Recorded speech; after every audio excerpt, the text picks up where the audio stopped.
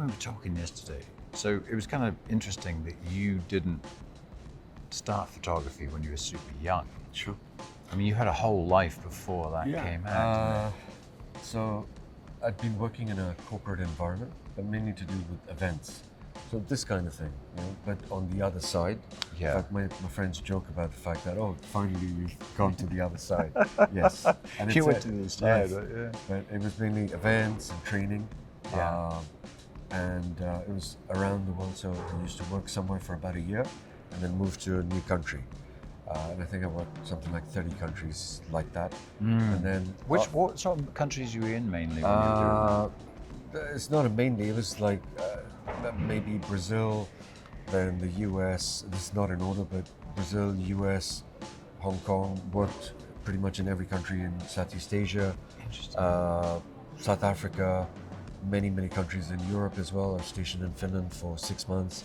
I was stationed in Shanghai for 6 months, Hong Kong for a couple of years, Brazil for a couple of years, Argentina, US for a couple of years, and then finally, after many years in this, I came back to London, and then was looking after lots of different offices and things. And then, you know, around 2013, 2014, I just thought, okay, life is one time, and I can do this, but it's not going to challenge me. It doesn't make me feel alive.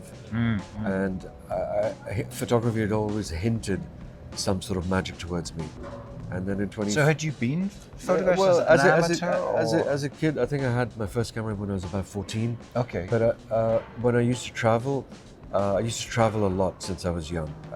Backpacking, I never took a camera, which is a shame, but I never took a camera.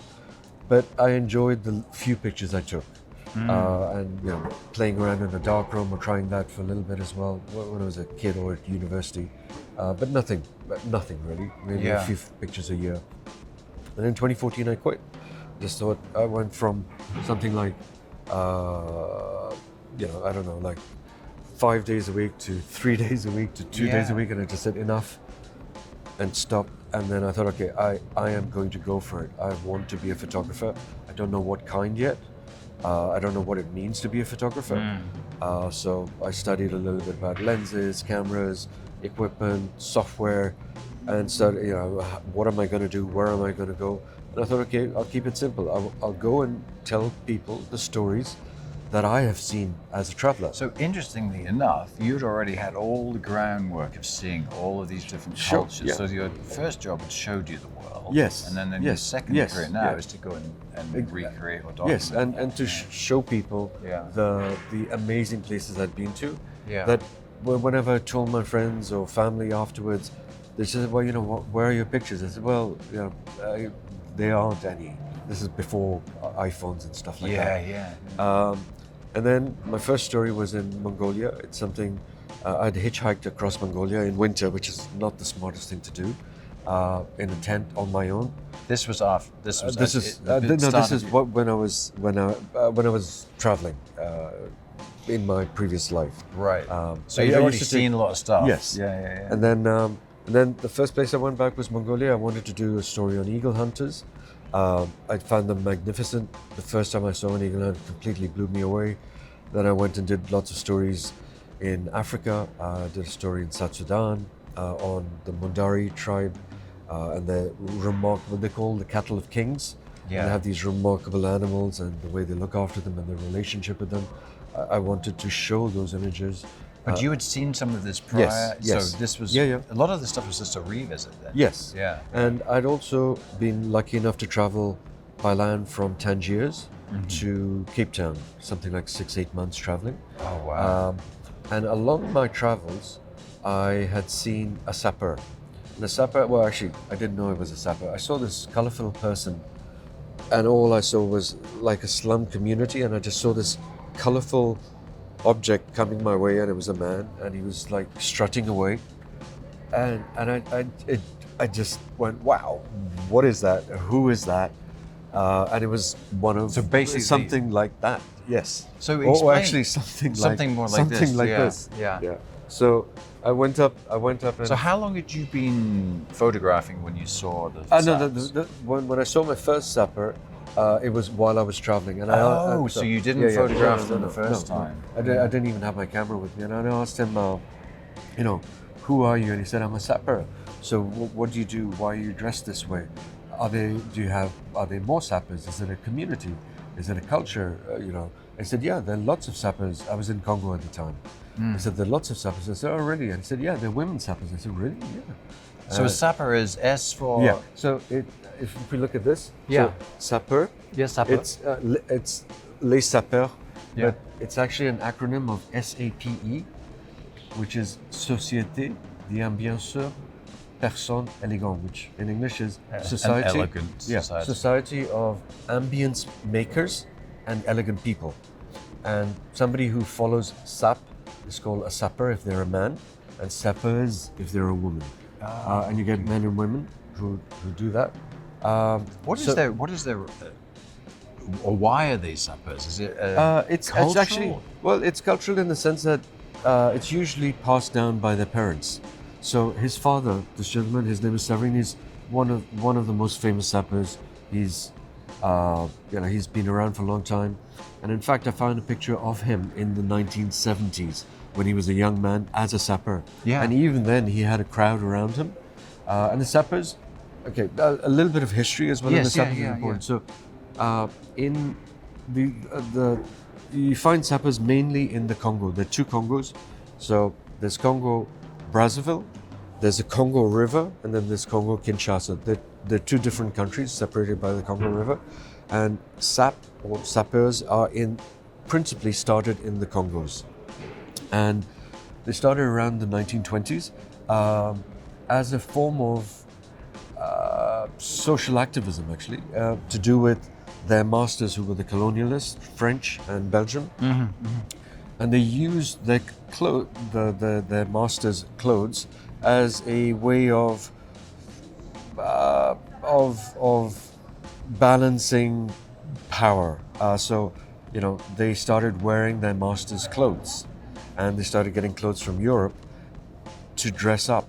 And it was a way of social activism. That's how it started in the 1920s, quiet social activism. Yeah, yeah. By the 1970s, it changed completely. Countries that had their independence got their independence, and they took on a much more rock star persona, defying their circumstance. So that's a little bit of history around them. And Severine's father was a sapper. His father, Ellie's father, was a sapper. Yeah. A lot of the children that you'll see as well, they're either their mother or father or grandfather or mother are sappers. A lot of the clothes that they wear might have been passed down to them. So And a question for you on that. Yeah. It would seem to me that if you're living in these conditions, this would be very expensive to have these clothes. It is very expensive. And how would he make his living as a Sure. sapper? Well, so actually, he's a forester. Okay. Okay. His job. They all have very, very humble jobs. Like he's a forester. Other people are taxi drivers. Other people are gardeners. But then his kind of focus is It's on his clothes. clothes, Yes. yeah, yeah. So there's a little video I have where he says, it's like an illness. You might be into football. You might be a football fan. Yeah. And you have to go to every Chelsea game or every Man United game. Yeah. So it's the same intensity. You have to do it, and it's sap. He says, Severine said to me, if I don't sap every day, I don't feel alive. So he will go out into the village. Exactly. And Yes. And sap. It's not only the way to dress up. It's a way of moving. It's called. It's like a little dance. I'm not very good at it. Yeah, yeah, but, yeah. But it's, Are you going to give us one? Well, no, it's like a little shimmy. Yeah. They move in a certain way, and there's a lot of movement and style. It's not just. It's not just dressing up. Yeah, You have completely. to be. Yeah. It's the way you move, the way you dance, the way Yeah. you move down the street, the way you Yeah. look at people. So it's like, if anybody's seen the John Travolta film, when he Saturday Night Fever. yeah, that. He struts. Yes. But these guys strut in a magnificent way. It's Yeah. elegant and it's fantastic. And on the clothes things, so his shoes might cost $1,000. So I've got a quick. Sure. Can we run over to this guy, because this what I liked about your process when you're photographing Sure. is how meticulous you are Okay. to noting Yes. everything he's wearing. So one of the things when I approached the project as such, Yeah.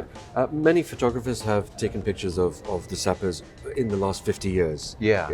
But what I wanted to do was, I specifically wanted to take pictures of them in their communities. So I'd go to their homes, I'd meet with them, I'd meet with their family, find out what they do for a living, find out how they, and I'll tell you in a minute, how they save the money to get the clothes, where they get the clothes from. Because like you said, I mean, this Yeah. could be $1,000. Yes, and some of them are even more, like 2,000 euros or whatever. They have crocodile or python or whatever shoes. All the clothes are designer labels. And when I was at the home, I said, okay, so what would you like to wear today? So I'd go into their bedrooms or their collection rooms, and I would be blown away by how many clothes they had, how many sets. And he said, like, I've got thousands of ties or hundreds of shoes. And he said, what do you want of me? I said, you tell me what you're going to wear today. And he said, well, I think I'm going to wear that hat with that pipe, with these, I don't know, there's a special name for those. Yeah. And there's a special name for everything. And then the Kaberman, and then the Bretelle, the suspenders, with these shoes and that shoes. Even with his Yes, scarf yeah, in the exactly, top pocket. yeah. So he had a big box just of scarves. He had a box of different pipes. He had a box of that. He had hats all over his wall, that you choose from. He had shoes everywhere. Because that's interesting, because in the places they live, I would imagine maybe they only had the one outfit No, because no, of the no, money, not, but no, they actually not at really, all. yeah. And then I said, okay, if you're going to wear this, just hang on a second. So for each of the sappers, whether the men, women or children, I wanted to document exactly what they were going to wear before we started shooting. So I do that for every single person. It take quite a long time. Because you have to identify the brand. Yes, and the sometimes it's style. worn away, so and check and double check. Yeah. I'd find out how old they are, how long they've been sapping for, or been a sapper for.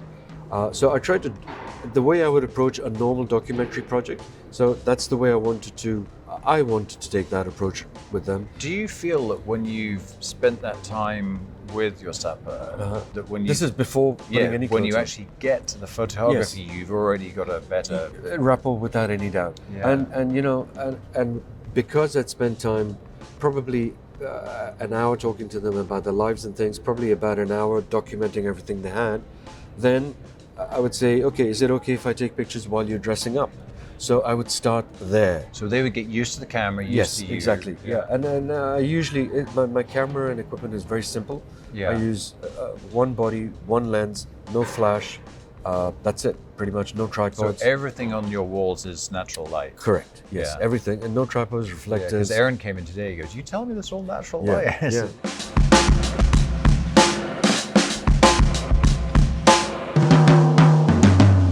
So, I didn't ask the guy with the sheep to walk. You just that's what happens. Yeah, you can see they're all on their way somewhere. Yeah.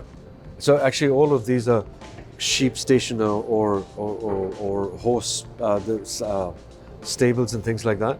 And we were just walking along the rail tracks, the old rail track, and he just stood there. And then this boy came along with the sheep, and I was like, "Yeah, that's the shot I want." So, yeah, I've been very lucky. All the sappers have been fantastic with me over the last 3 years. So 3 years on this project.